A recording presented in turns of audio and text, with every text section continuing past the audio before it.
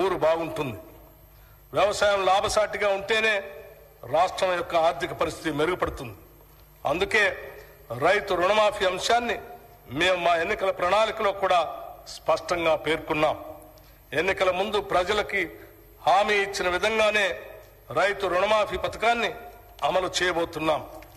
2 లక్షల రూపాయల రుణమాఫీపై త్వరలోనే మా కార్యాచరణ ఉంటుంది. అందుకు విధి విధానాల్ని రూపొందిస్తున్నాం.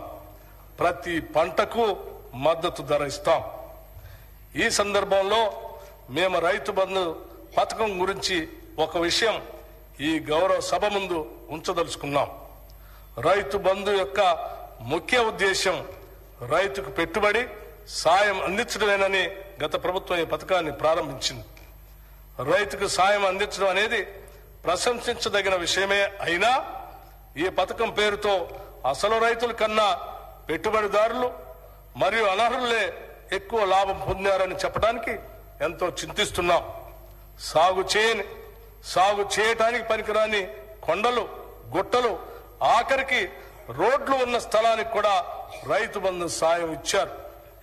పెట్టుబడిదారులు, బడా రియల్ ఎస్టేట్ కంపెనీలు కొనిపెట్టుకున్న వేలాది ఎకరాలకు కూడా రైతు బంధు సాయం అందింది. ఇది అక్రమం. ఇచ్చిన జీవోకి విరుద్ధంగా పథకాన్ని వర్తింపచేయటం అనేది గత ప్రభుత్వానికే సాధ్యమైంది. జరిగిన ఈ అక్రమాల కారణంగా మేము రైతు బంధు నిబంధనలను పునఃసమీక్ష చేసి నిజమైన అర్హులకి రైతు భరోసా కింద ఎకరానికి 15,000 రూపాయలు అందించేందుకు కృతనిశ్చయంతో ఉన్నాం. గతంలో భిన్నంగా మేము కౌలు రైతులకు కూడా రైతు భరోసా సాయాన్ని ఇవ్వటానికి మార్గదర్శకాలు సిద్ధం చేస్తున్నాం. అదేవిధంగా ప్రధానమంత్రి ఫసల్ బీమా యోజన కార్యక్రమాన్ని ఆధారంగా చేసుకుని రాష్ట్రంలో పంటల బీమా పథకాన్ని పటిష్టంగా అమలు చేయబోతున్నాం. పశ్చిమ బెంగాల్లో అమలు జరుగుతున్న తీరును పరిశీలించిన అనంతరం దానికి సంబంధించి తుది నిర్ణయాన్ని తీసుకుంటామని ఈ సందర్భంగా మనవి చేస్తున్నాం. రైతు బీమా పథకాన్ని కౌలు రైతులకు కూడా అమలు చేసేందుకు చర్యలు తీసుకుంటున్నాం. అందుకు అవసరమైన మార్గదర్శకాల్ని రూపొందిస్తున్నాం. విత్తన భండాగారంగా ఉన్న తెలంగాణ ఇంకా ఎంతో ప్రగతిని సాధించడానికి అవకాశం ఉండి కూడా సాధించలేకపోయింది. విత్తనం నాణ్యమైనది అయితేనే రైతుకు మేలు కలుగుతుంది. విత్తనం నాసి రకంది అయితే రైతు శ్రమంతా బూడిదలో పోసిన పన్నీరు అవుతుంది. పంట చేతికి రాకపోవటమే కాకుండా అప్పటి వరకు పెట్టిన పెట్టుబడి అంతా వృధా అయిపోతుంది.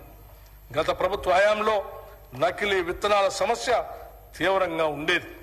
గత ప్రభుత్వం అచేతన వల్ల, నకిలీ విత్తనాల వల్ల అనేక మంది రైతులు మోసపోయి ఆత్మహత్యలకు కూడా పాల్పడ్డారు. నాసి రకం విత్తనాల్ని, నకిలీ విత్తనాల్ని అరికట్టేందుకు మా ప్రభుత్వం కఠిన చర్యలు తీసుకుంటుంది. రైతుకు నష్టం చేసే ఏ విత్తన వ్యాపారిని మా ప్రభుత్వం ఉపేక్షించదు. దీనితో పాటు నాణ్యమైన విత్తన ఉత్పత్తి విషయాల్లో పురోభివృద్ధి సాధించేందుకు సకల చర్యలు చేపడుతున్నాం. ఈ మేరకు త్వరలో ఒక నూతన విత్తన విధానం తీసుకురాబోతున్నాం. ఈ సంవత్సరంలో ఆయిల్ పామ్